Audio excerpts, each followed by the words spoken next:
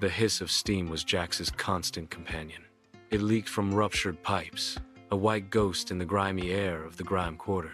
Jax moved through the skeletal remains of the quarter, a place of broken dreams and rusting machinery. His tool bag, a worn canvas pouch, was strapped tight. Jax wasn't strong, but he was quick, a ghost in the rust. He followed a winding pipe deep into the factory's core. Suddenly, the floor gave way, a shower of metal and dust. He leaped, catching a beam overhead. It was a close call. He landed in a sub-basement, a place forgotten by time and scavengers. There was a section of the wall that seemed too solid. He chipped away at the dried grime.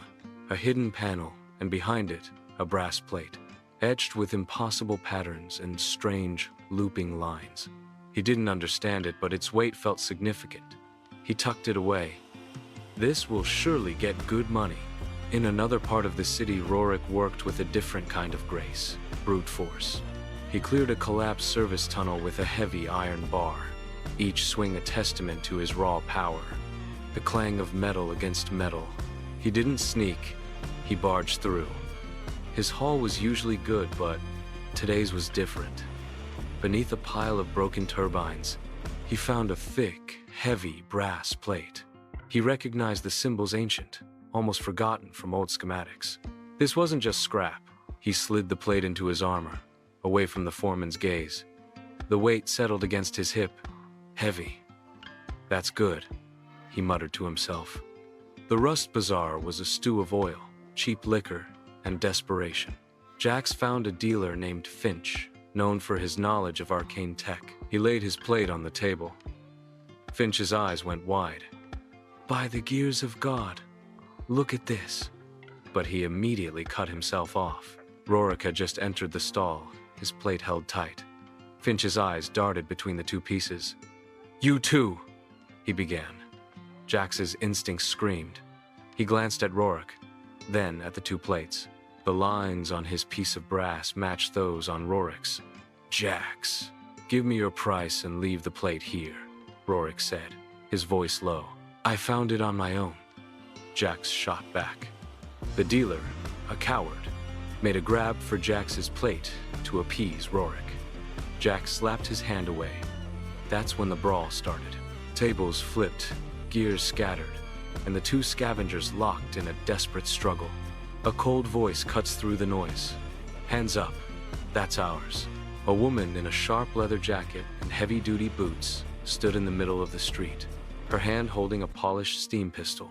She was followed by three men with menacing looks and coordinated aesthetic. The Cog-Lords gang. Rorik shoved Jax toward a broken wall, and together they ran, disappearing into the maze of alleys. Idiots! The leader called. Let them go! They'll lead us to the rest! Jax and Rorik found a temporary hideout in an abandoned water tower. Steam hissed from a ruptured valve. They stood in the dim light. Their breathing was heavy. Jax pulled out his plate. Rorik did the same. They studied their patterns. The combined plate was a map, not of the city, but of the legendary Cogfall, the defunct Clockwork District. The markings led to a single point, the Vault of Aethel. Stories say it's filled with tech beyond belief, Rorik said, his voice holding a hint of awe. Stories lie, Jax replied, but his mind was racing. He'd never seen anything like it. This could be a challenge, a promise of a fortune. They both knew the Cogfall was a place of ghosts and dangers, but the stories about a brass beast were too wild to be true. The lure was too strong to ignore. Rorik asked, "What's the plan?" Jax replied, "We go in tonight." Before they do, the entrance to the Cogfall district was a massive, rusted gate, its gears frozen solid. Jax slid through a broken section below. Rorik ripped a hole through a weakened panel. The air inside was thick and cold. Structures loomed like skeletal giants, gears and cogs suspended in mid-collapse.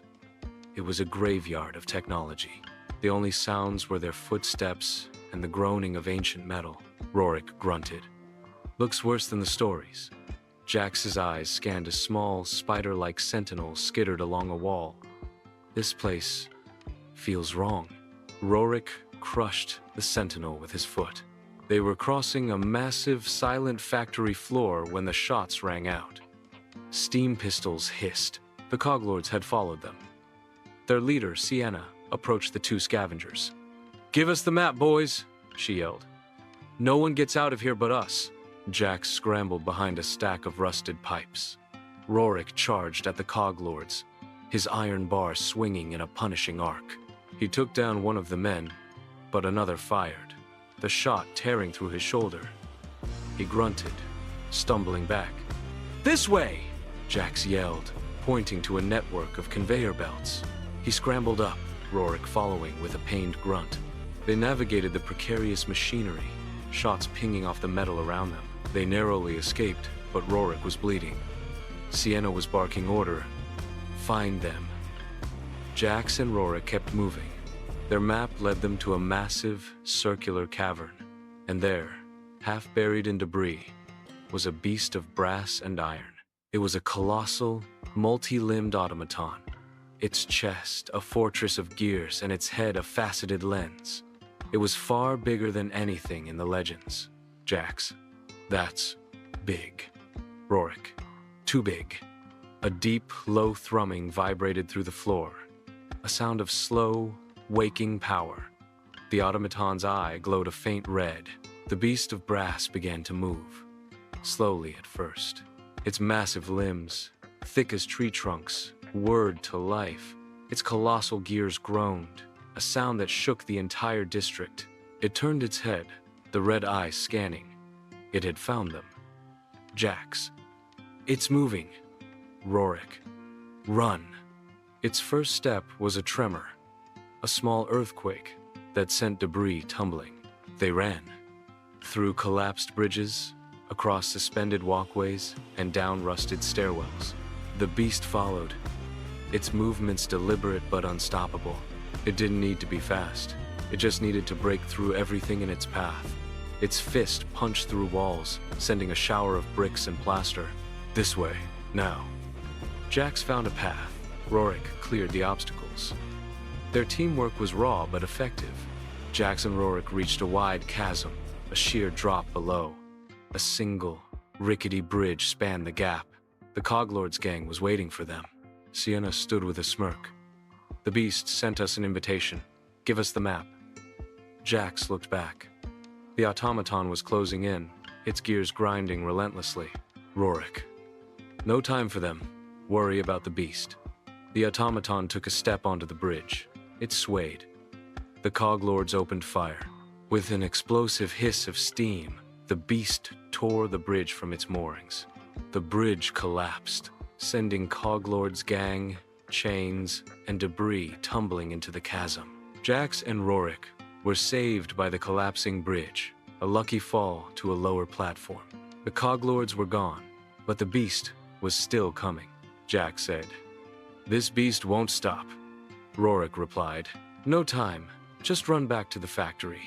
The final destination was a massive, reinforced door, its surface a complex arrangement of interlocking gears. But the map showed them the sequence. "Hurry up," Rorik yelled. "Almost there," Jax said. His hands moved the gears, turning them in the right order. Just as the automaton neared them, Jax slammed the final lever into place, and the door hissed open. They scrambled inside, sealing the vault door as the beast's hand slammed against it, a thunderous clang. Inside, there was no gold, nor jewels. The vault was a single chamber, the center dominated by a large crystalline orb, pulsing with soft, blue light. It was connected to a series of gears and wires. The true power of Aethel, the automaton of Aethel, its task fulfilled, now stood outside the vault door, its colossal form, a silent sentinel. The red light in its eyes softened, its gears stilling. It was no longer a hunter. Its purpose was to lead them here. Suddenly, a hidden panel slid open, and Sienna emerged. She had found a separate, hidden entrance. Sienna raised her steam pistol. "You destroyed my gang." Rorik stepped in front of Jax. "Not a chance." Jax grabbed a lever on the wall. "This thing powers the entire district. It's what keeps the city of Cogfall from falling apart. Sienna pointed to her gun. That's not power. This is... She raised her gun again, but Jax pulled the lever. A grinding noise from the vault's exterior. The automaton of Aethel.